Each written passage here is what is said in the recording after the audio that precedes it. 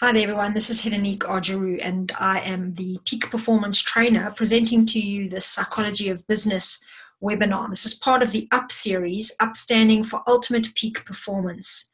Now, tonight we're going to be talking about how to be outstanding at work, in your life, in general. There are some qualities that we all can learn to cultivate and actually develop in ourselves. And then, of course, we can begin to step into this small percentage of people that are actually making a difference in the world, or standing out, getting recognized, getting the acknowledgement that they really deserve, because they are going above and beyond what most people in the world focus on. And it's very possible that you actually know already this experience of being in a corporation, an organization, or maybe in a group, a community service project, whatever it is that you're involved in, and noticing those people that get recognized, the ones that get the attention. Now, some of this is well warranted in some situations. We have all kinds of complex reasons why we focus on certain people and others not. But really, when it's well-deserved, it's very commendable and very admiring and very inspiring to us to see people who really are outstanding, getting the kind of attention and recognition that they really deserve. Now, what does it take to be such a person, and how can you actually start to live a more extraordinary life? There is a great school of research, a great school of thought rather, that actually has done a lot of research on this area. And in the 1960s, 70s, when psychology was really booming, there was actually a few people that took psychology into the human resource area and looked at really success and what it means to be successful. In fact, many people were interviewed and research began as to what success psychology is really based on. And this has grown into the body of knowledge that is used a lot now in industrial psychology, in human resource management, and in various kinds of coaching-based programs. Now, all of this, again, comes from human behavior, the traditional psychological theory that explains the way humans behave. And so this success psychology is really what we are basing tonight's presentation on, because I wanted to give you 6 tips really that explain this significant difference. We're going to look at that in a nice short abbreviated type way in another 6 points, and then I'm actually going to give you what I think is the true core pearl of wisdom in tonight's discussion. Because when you are looking to actually stand out at work, and when you are actually doing that for the right reason, when you want to become a better human being, you are going to apply yourself in ways that you maybe are not doing right now. And in doing so, you are going to become somebody that creates potentially a life that you really would like to be living, because you're going to be living at your fullest potential, actualizing your true self. Now, who am I and why am I telling you this? After 22 years of working as a clinical psychologist, I became quite fascinated in the ancient wisdom of a lot of what psychoanalytic psychology is based on, which is mythology, and a lot of the Greek myth was explained by Freud in the beginning, and again by Jung and many analysts thereafter, as a map for the psyche. So there was this way of looking into stories and myths and trying to understand what this means about the human imagination and then the human experience. So we learn a lot through these myths. Fairy tales do the same. The general stories that all cultures build their oral tradition on do something similar. But really, as I've explained now, the success psychology is very interesting in that it mirrors a lot of what the ancient Greek philosophers were saying. Way before the time of mythology, there was this great school of thought that was looking at, again, the human experience. So I became interested in how this connects up with peak performance, productivity, efficiency, human resource management, success, and what the modern theorists are saying now. My recent study into neuroscience has made that even more profound as an area of study. And so this is why I, after years of working with people, wanted to begin to provide a space where we can apply psychology into the changing face of business that we are all facing.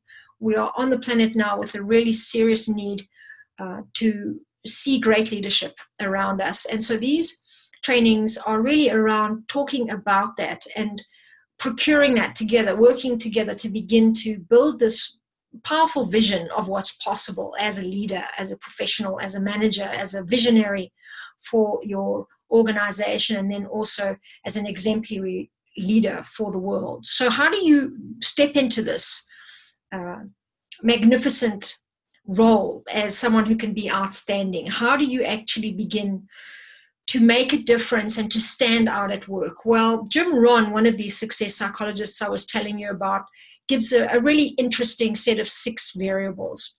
He says that actually to really reach happiness means to actually be producing at your maximum. So his advice, tip number 1, is to produce and produce to the maximum. This will bring you happiness.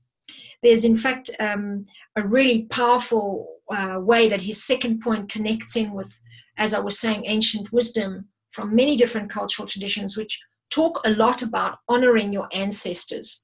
And by this, we mean that there is a legacy that you have as a person. You either find it through your family tree, through your grandfathers, but you could also be looking at your discipline, the area that you've chosen to master and perfect your skills in, and look at your ancestors in that area. So look at the forefathers of commerce if you are someone who is really working in that area.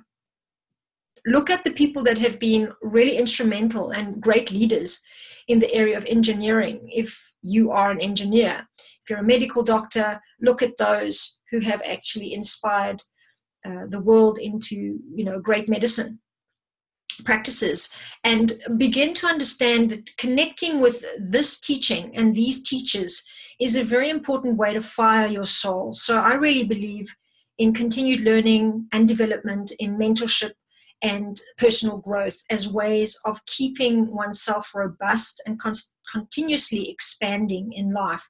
So honoring where you've come from, your origin, is a really important part of that, and Jim Rohn actually echoes that. In his third point, he says, collect and nourish your friends. I love this point because there's actually an article on LinkedIn which talks about this, what it means to be a great friend and what it means to have great friendship in life is something priceless. I think we all agree.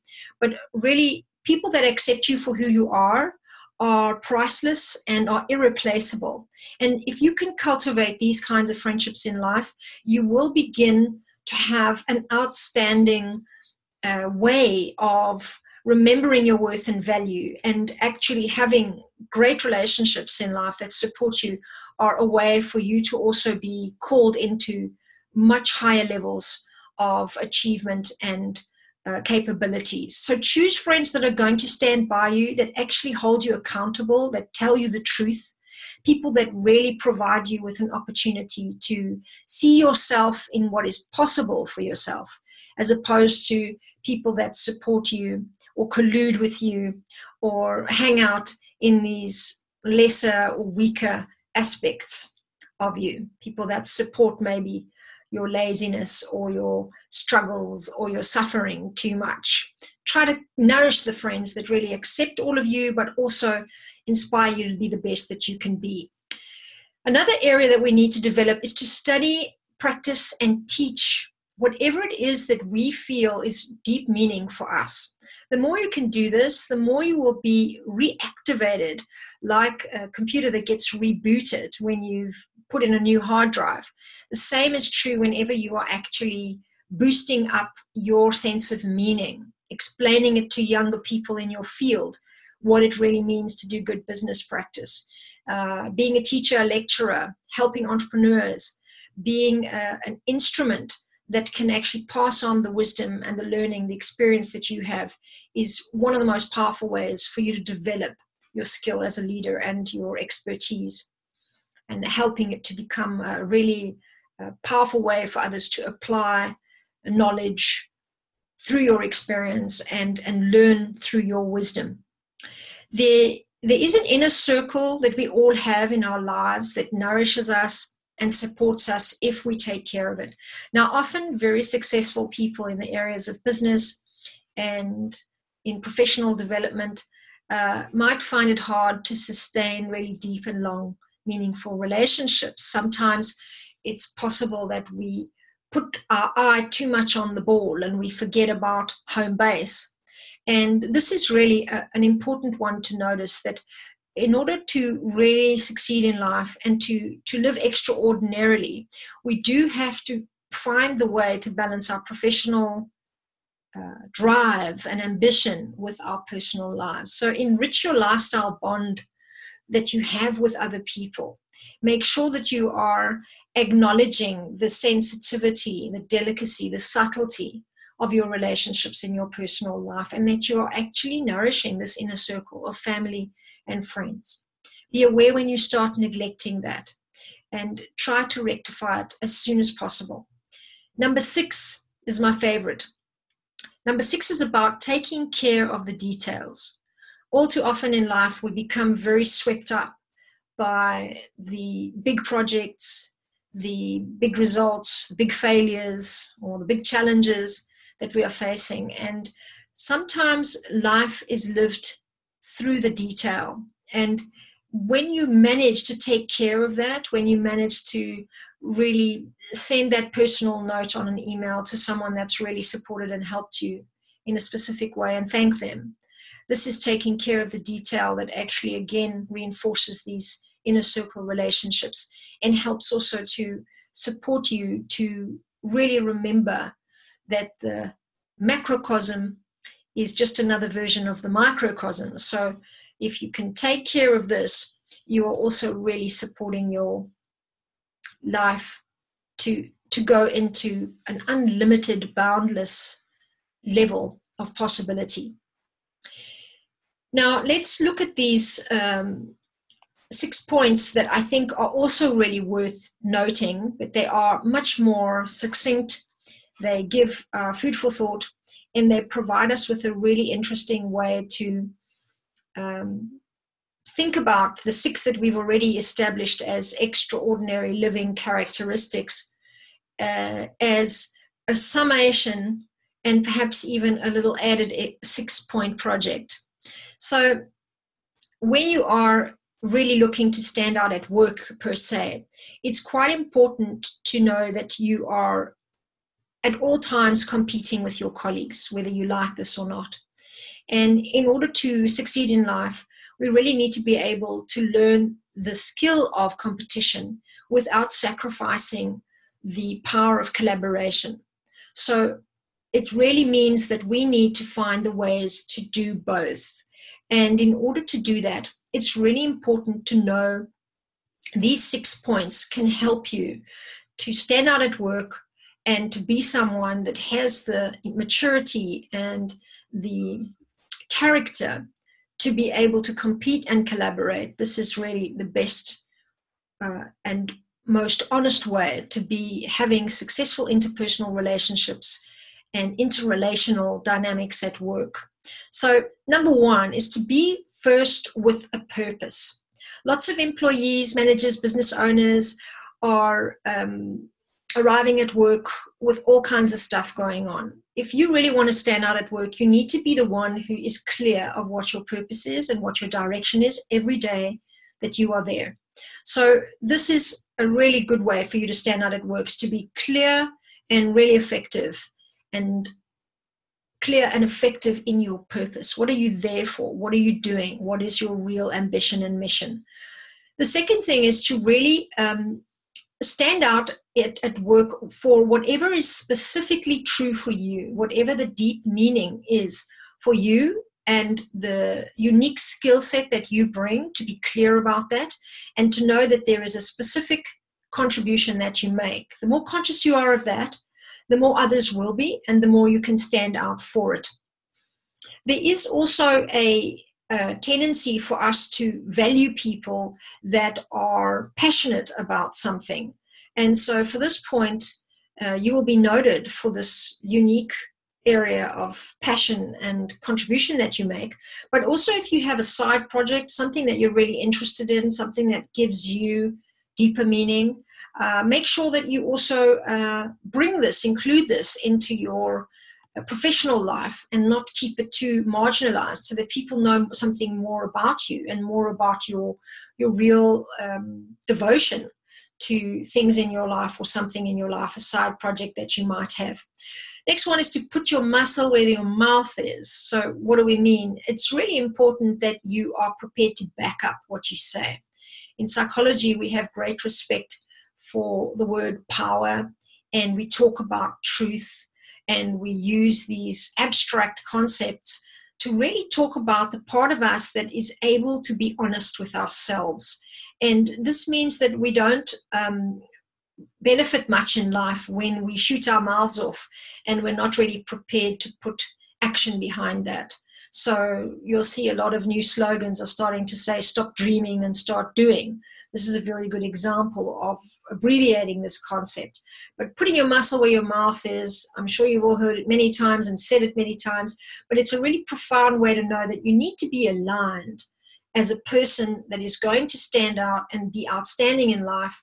You need to be somebody who is thinking, saying, and doing all in the same line, action that is actually a reflection of your deepest thought.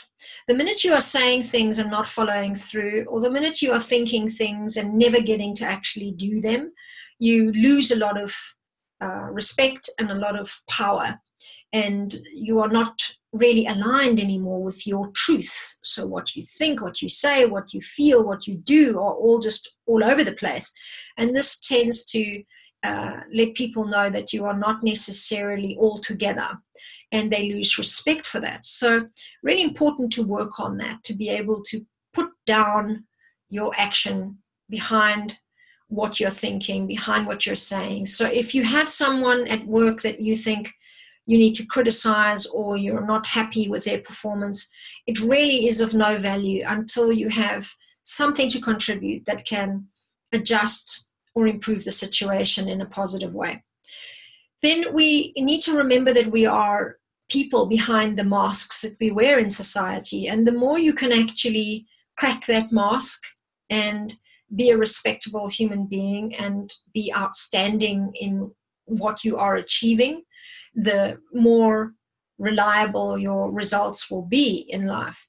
But really, to show your personal side, it takes a lot of courage, and it is not often encouraged in professional circles. But I find, and I'm sure you might agree, that people whose nature you can really feel, that you can really notice and come close to, those leaders, those top performers who are walking the talk, like we've just said, but who also are brave enough to be who they truly are the ones that we truly admire. No one likes to find out what lurks behind a secret door, which is completely contrary to what you've been seeing all along in someone. So showing a little bit of your personal side creates a bit of intimacy, trust, and then, if it's of great value and caliber, people respect that, and they really admire that humane aspect as well. Last one, you probably guessed it. You need to work harder than anyone else. There are some very powerful statistics that show that most people are putting in an 8-hour day. If you want to be standing out at work, you need to put in a bit more than that. You need to show up first at work. You need to have your purpose. You need to have something specific that you're known for. And you need to be able to show that you have this deeper meaning in life, for a side project, things that you're busy with that really call your attention and devotion. You're someone of integrity, someone that's aligned with your values. You're doing what you say you're going to do. So you're putting your muscle where your mouth is. And you really are able to disclose and show a little bit of who you are to others, even when they are in positions reporting to you. You are a human being and a great leader, a great manager. If you are not there yet and you're wanting to be, you need to be growing this capacity. So this creates ways for you to also be more outstanding, as does this last one I just said, which is to work harder than everyone else, to be there and to get the job done no matter what.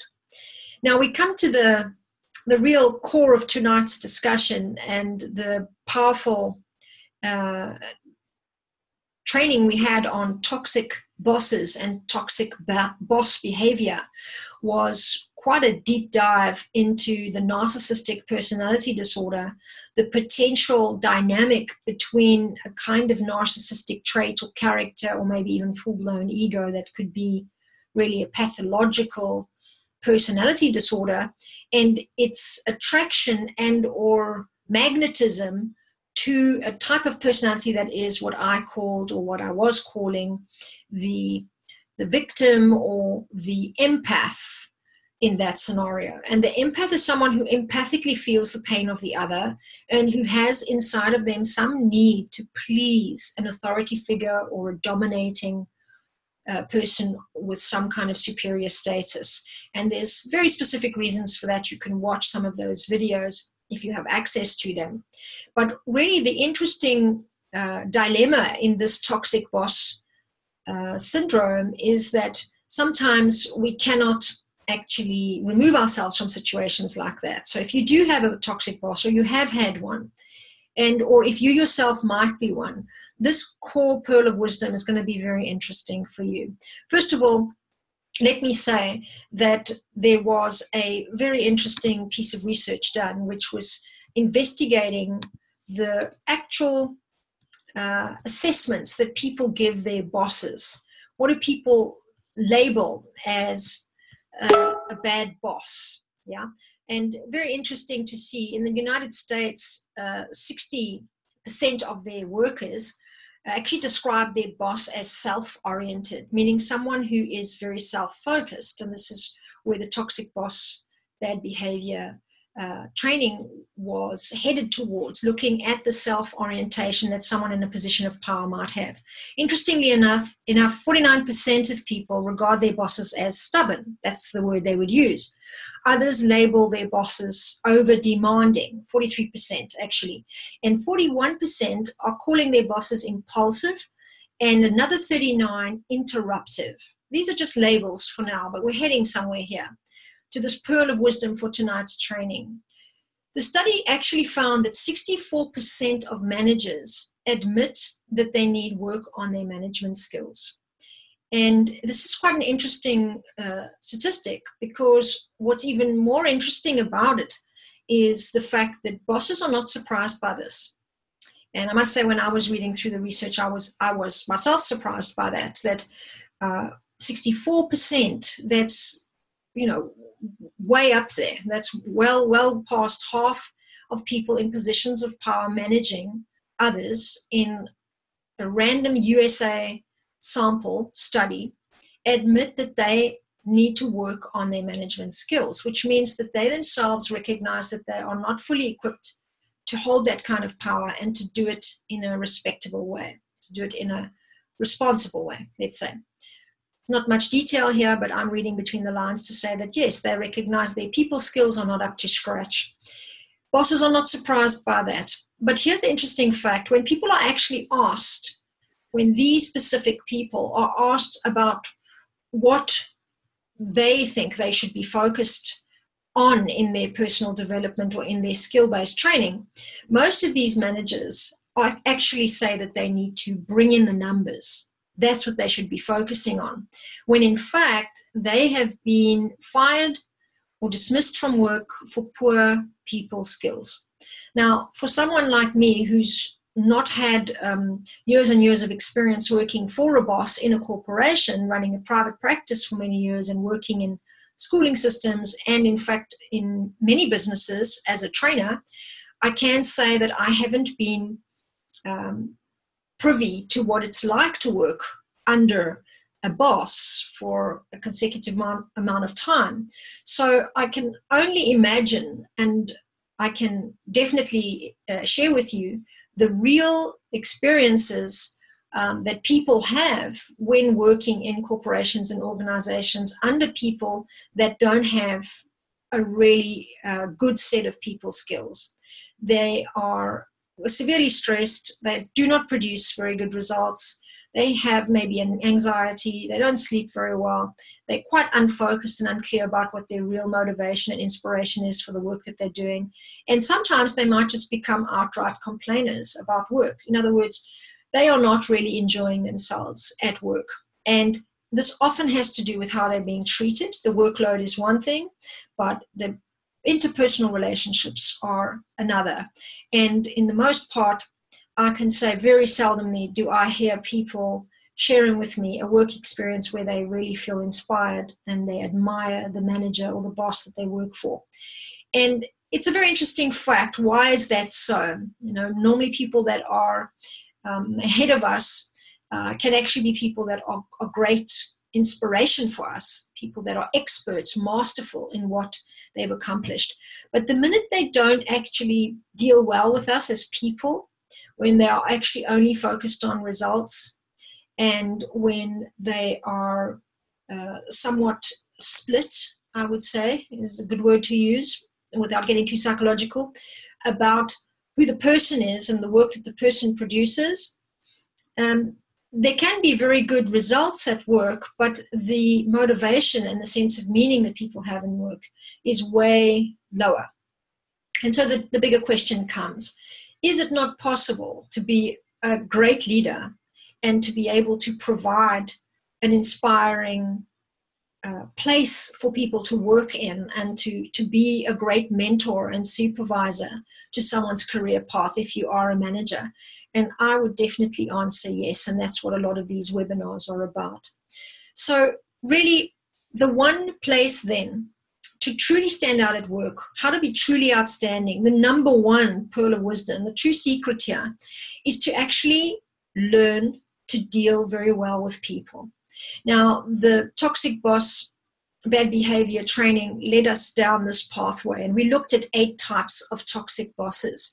We looked at a few that were named quite succinctly, and then we went a bit more into this pathological, narcissistic type personality. And really, we can see that there is, ways where people sadistically, bosses, managers, professionals in positions of power might sadistically enjoy treating people in an inferior position and or demanding certain standards, being inappropriate.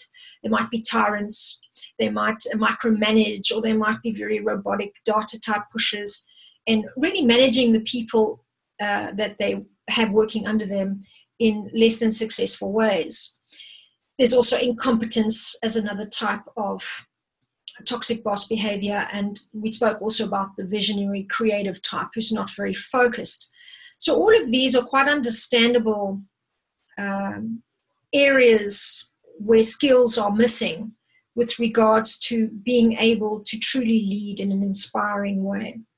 But the true secret here is those people who have toxic bosses that manage to actually sustain those relationships and diffuse the toxic boss bad behavior are the ones that we need to be learning from. These people are truly outstanding.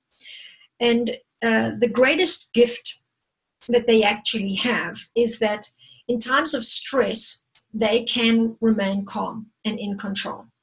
And they have the ability to neutralize toxic people, even those that they report to. And this is really no easy task. This is something we have to work on in life, and it requires a great deal of emotional intelligence. And this is a skill that top performers show. They rely on the skill in order to get business done, in order to get good at work and to be good at their work. And they manage to fend off burnout and fatigue from working in less than favorable conditions. And they really do have a way of making the best out of a bad situation. So if you really do want to work on how to be outstanding at work, this is my tip for you, is to learn how to understand human behavior, to recognize if and when you are in situations where you need to manage your emotional state. And here's the tip, without repressing what you feel, because that's where you end up with an illness later, or potentially carrying too much stress or having too much of a load and then ending up in a burnout, and or really having continued fatigue or even a serious anxiety type problem. So how do you actually feel the feelings and learn to manage them. Mindfulness training is very powerful. The Enneagram is a very powerful tool that you can also be working with. Seeking mentorship, supervision from someone who's highly skilled, who can help you with your leadership skills, to understand human behavior, to understand how to motivate others, how to inspire others to do great work, how to understand the genius of each person that you're working with, and to attract out of them the best that's possible.